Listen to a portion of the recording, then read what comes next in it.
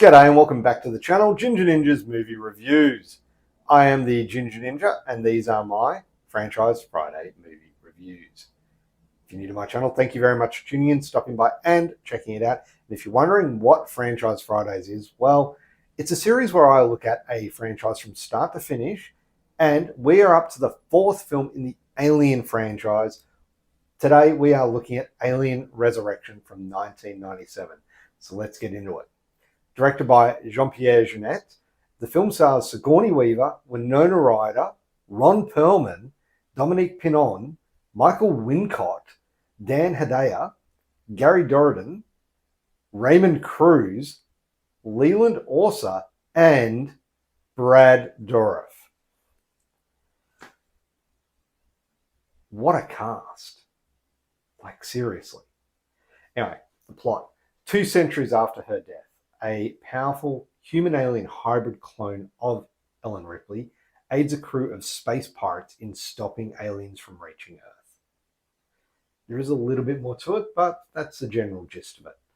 Now, when this first came out, I watched this one a lot. I watched it on VHS. I hired it out repeatedly. And when it came on pay TV, I watched it even more. I recorded it, watched it over and over. This film really worked for me back then. It was fast-paced, had a great cast, and the special effects at the time were phenomenal. Has it stood the test of time, though? Well, that's what we're here to find out. Now, aside from Alien 3, this is probably the most divisive entry in the original Alien quadrilogy. Now, I say that because obviously there are some people that are not huge fans of Prometheus and Covenant, but we'll get to them in a little bit, so stick around for those. It's very different in tone and to any of the other previous ones, but isn't that the way with all of them? Like, if you look at Alien, that was claustrophobic horror. If you look at Aliens, that was military action horror. If you look at Alien 3, that was a bleak existential prison horror. This is a dark sci-fi action horror hybrid. It blends horror with quirky dark comedy. And it doesn't always stick the landing, but it does bring a unique and interesting vision to the Alien universe. So let's have a look at it.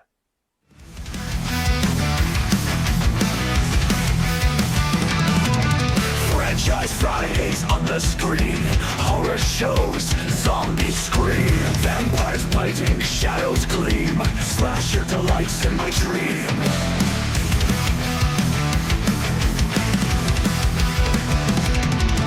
Shark master swims in fear, ghouls and ghosts, they appear. Sci-fi flicks, end is near, join the horror, shed a tear.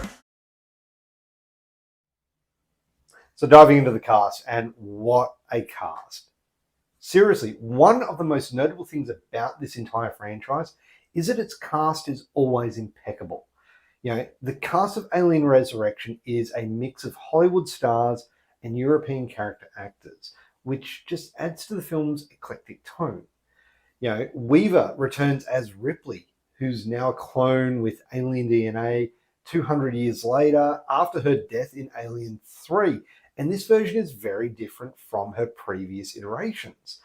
There's a sardonic and detached attitude combined with a superiority complex, and it adds a very mysterious presence to Ripley. And Sigourney Weaver embraces the film's oddities and really keeps her character engaging. Then we have Winonaryder, who brings a youthful vulnerability to the role of Cole, the synthetic or the android, or it's a very interesting one because especially with with AI and things like that nowadays, and what happens when robots make robots, and we have Cole. And I found this to be a very interesting idea, and it's only an idea. That's all it's touched on. But her chemistry with Sigourney Weaver, it adds an emotional complexity to the actual story, especially in the themes that I mentioned, like humanity, identity, synthetic life. To me, this felt like a more adult version of Newt, or who Newt could have been had she grown up and not been killed off screen, in the previous film. But it did lead to a very interesting mother-daughter dynamic between these two actors. It's the chemistry between Weaver and Ryder that gives this movie its emotional depth and emotional weight.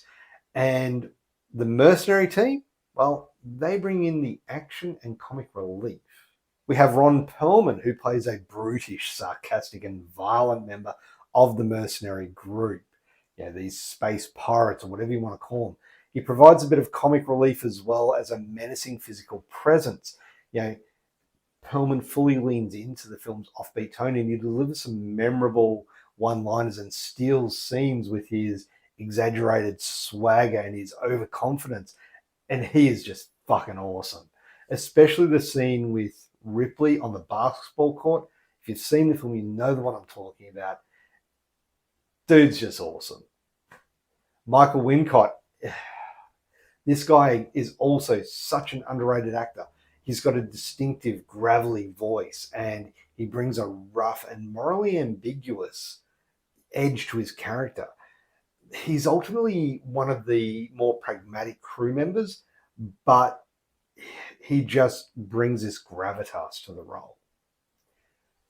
And of course, I mentioned Brad Dourif, who plays the unhinged scientist who's responsible for cloning Ripley and experimenting on the xenomorphs. And there's a scene in there which is, it's disturbing. It's almost like he's leaning into make out with the xenomorph.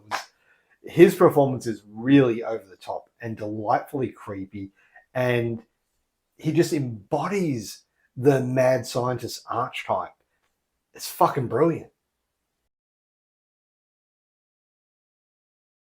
So now on to the directing and the writing. And Jean-Pierre Jeunet, known for his surreal visual flair with films like Delicatessen and City of Lost Children, he brings a striking and eccentric style to the Alien franchise. His direction is visually imaginative, and it's rich in atmosphere and often leans into grotesque body horror. However, his quirky tone often clashes with the gritty realism of earlier Alien films, leaving the tone uneven and confusing for some viewers. It is only 200 years since the previous film, so a lot feels to have changed to a degree. The film itself was written by Joss Whedon, and the screenplay is full of snappy dialogue and eccentric characters, but it does suffer from tonal inconsistency. The film veers between horror, action, and dark comedy, and it often is unsure of what it really wants to be. Though the script itself does show glimmers of his signature wit and introduces some intriguing ideas, cloning, hybrid identities, synthetic human dynamics, and these are things that he would carry on to other movies and other series, other TV series. But these are often, in this film at least, muddled, and they're muddled by awkward dialogue and very uneven character arcs. So I'm glad those ideas did carry into other shows which were expanded upon, such as Firefly and Buffy.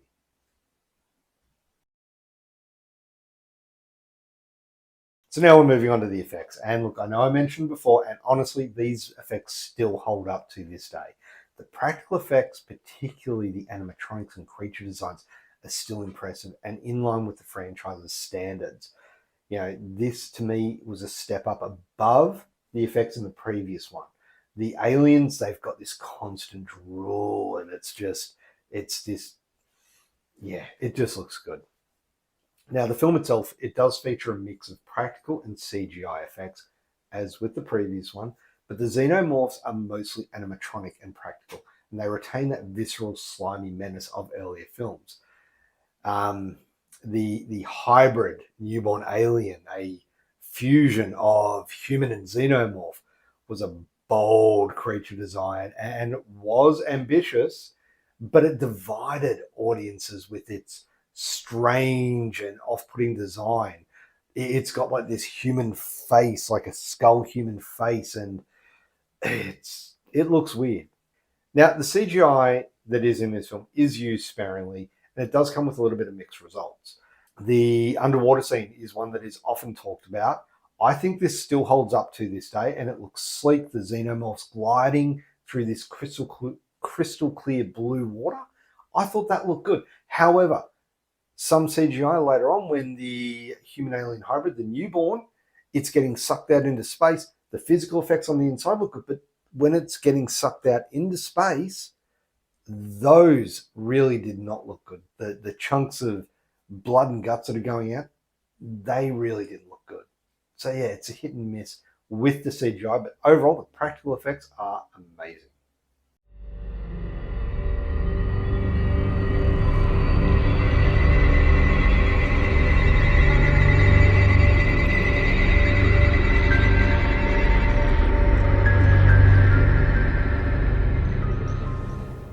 So rewatchability. Now, this is one that I have watched frequently. Like, I've watched this a lot, but I haven't watched it in recent years. So it was really interesting to go back and rewatch it after such a long period of time. But if you ask me if I would rewatch this one, yeah, I would. It still holds up. It is still a fast-paced, fun movie. And I know a lot of people feel that this film really let the Alien franchise down, but I don't see why. I really dig this one. Final verdict. Now, while Alien Resurrection didn't revolutionize the genre like some of its predecessors, it did plant the early seeds for themes Joss Whedon would go into later on and revisit in shows like Firefly, Serenity, and Buffy. Rogue crews, shady governments, beings grappling with identity, they are all there and they all work well.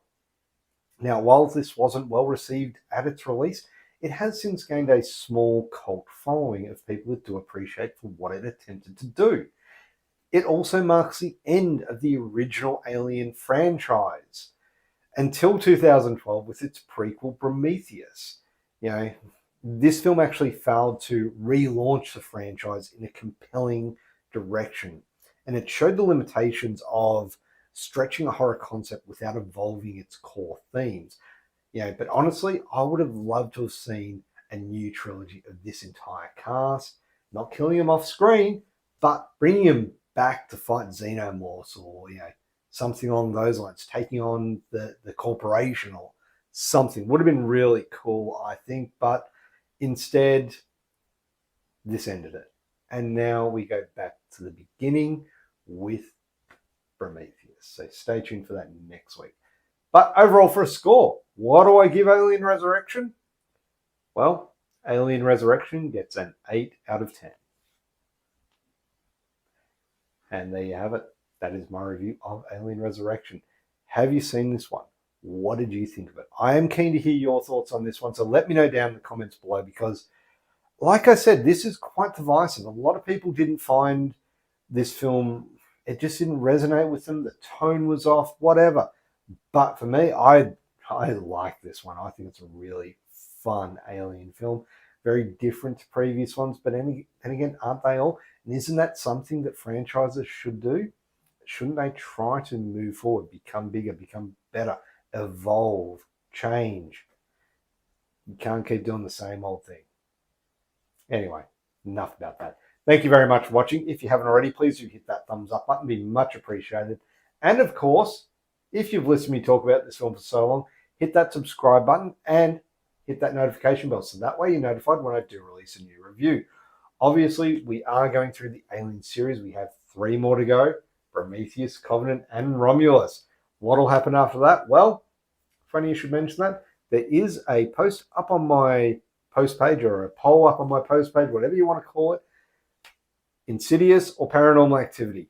I know, but there's also a little tidbit as something to come later on down the track. So, yeah, check it out and vote for which one you want to see me do next.